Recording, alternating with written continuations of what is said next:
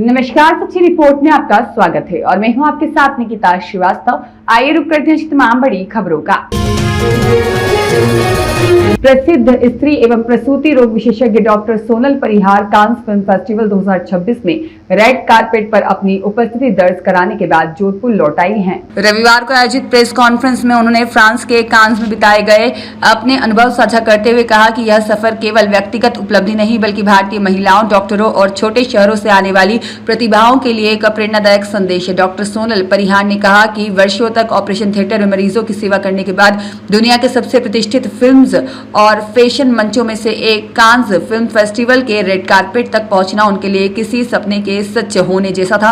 अपने social media post और reels में भी उन्होंने इस यात्रा को ऑपरेशन थिएटर से फैशन रनवे तक का सफर बताया है। उन्होंने बताया कि कांस में दुनिया भर के कलाकारों, फिल्म निर्माताओं और फैशन डिजाइनर्स और रचनात्मक क्षेत्रों से जुड़े लोगों से संवाद करने का अवसर मिला। उनके अनुसार यह मंच केवल ग्लैमर का प्रतीक नहीं बल्कि संस्कृति, कला और वैश्विक संवाद का भी केंद्र है। उन्होंने कहा कि भारत की परंपरा और संस्कृति को अंतर्राष्ट्रीय मंच पर प्रस्तुत करना उनके लिए गर्व का विषय रहा। डॉक्टर परिहार ने कहा कि कांस में उन्होंने भारतीय परिधान और पारंपरिक सौंदर्य को विशेष महत्व दिया। सोशल मीडिया पर साझा की गई तस्वीरों और वीडियो में भी उन्होंने भारतीयता को वैश्विक मंच पर सम्मान पूर्वक प्रस्तुत करने की बात कही। कांस यात्रा के दौरान उन्होंने विभिन्न डिजाइनर परिधानों के साथ भारतीय सांस्कृतिक पहचान को भी प्रमुखता से प्रदर्शित किया। प्रेस कॉन्फ्रेंस में उन्होंने कहा कि जीवन को केवल एक ही पहचान तक सीमित नहीं रखा जाना चाहिए। डॉक्टर होने के साथ साथ समाज, संस्कृति और रचनात्मक क्षेत्रों से भी योगदान दिया जा सकता है। उन्होंने विशेष रूप से महिलाओं को संदेश देते हुए कहा कि विवाह, परिवार या पेशेवर जिम्मेदारियों के बाद भी सपनों को जिया जा सकता है और नए अवसरों को अपनाया जा सकता है। डॉक्टर परिहार ने कहा कि जोधपुर और राजस्थान की मिट्टी से जुड़े होने पर उन्हें गर्व और अंतर्राष्ट्रीय मंच पर अपने शहर और प्रदेश का प्रतिनिधित्व करना उनके लिए बेहद भावुक क्षण था। उन्होंने कहा कि यदि समर्पण, मेहनत और आत्मविश्वास हो तो छोटे शहरों से निकलकर भी वैश्विक मंचों तक पहुंचा जा सकता है। उन्होंने अपनी इस उपलब्धि का श्रेय परिवार, सहयोगियों, शुभचिंतकों और उन लोगों को दिया है जिन्होंने हमेशा उन्हें आगे बढ़ने के लिए प्रेरित किया।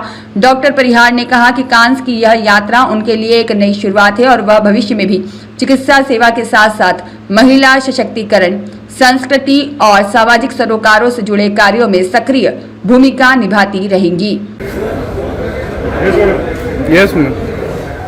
मैं डॉक्टर सोनल परिहार पिछले 26 सालों से सोना मेडी हब हॉस्पिटल में अपनी सर्विसेज दे रही हूँ। मैं गायनेकोलॉजिस्ट हूँ, ऑब्स्टेट्रिशियन हूँ। मेरे हाथों हज़ारों लेडीज़, हज़ारों लाखों लेडीज़ का इलाज हो चुका है। बहुत सारे बच्चे मेरे हाथों में। मैंने 2017 में मॉडलिंग की दुनिया में कदम रखा था। 2017 में मैंने दिल्ली में जाके मिसेस इंडिया अर्थ का खिताब जीता। वहाँ से उन लोगों ने मुझे अमेरिका भेजा टू रिप्रेजेंट इंडिया। तो 2018 में मैंने मिसेस अर्थ इंटरनेशनल का टाइटल अमेरिका में लास वेगास में जाकर जीता।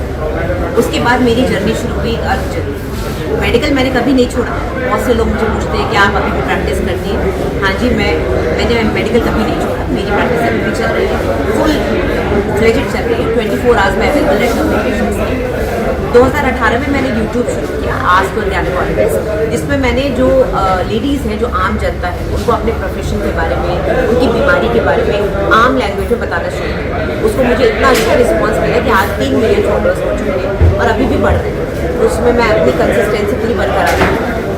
इस बीच में मैंने एजुकेशन भी शुरू करी। मैंने जो नीट पीजी के बच्चे हैं, यानी कि जो MBBS करने के बाद पीजी की तैयारी करते हैं, उनको एग्ज़ाम के लिए तैयारी करवाई है।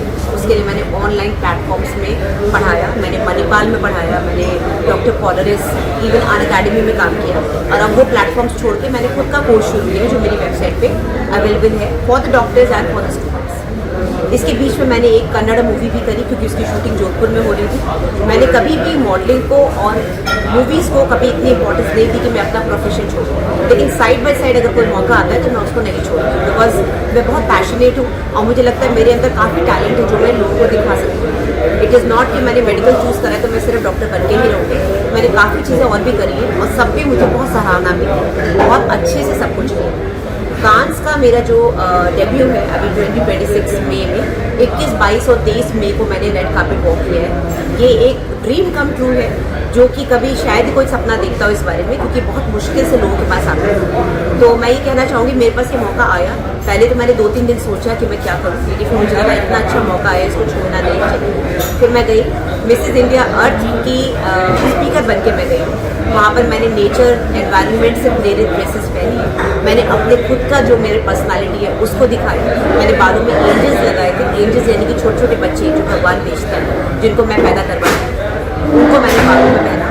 साथ में मैंने कंप्यूटर चिप से प्रेरित एक ड्रेस पहनी, जो कि ये बताने के लिए पहनी कि किस तरह से एआई ने, कंप्यूटर ने हैंड एम्ब्रॉयडरी वाले जो आर्टिसंस हैं उनकी लाइफ खराब करी है। उनकी जो कला है उसके ऊपर एक वो आ गया है कि अब वो कैसे कला आगे बढ़े, उससे प्रेरित मैंने एक ड्रेस पहनी। साथ में मैंने राजस्थान का कल्चर दिखाने के लिए एक मीना डंका की साड़ी पहनी, जो कि टिश्यू पे पूरी एम्ब्रॉयडर्ड पीकॉक था।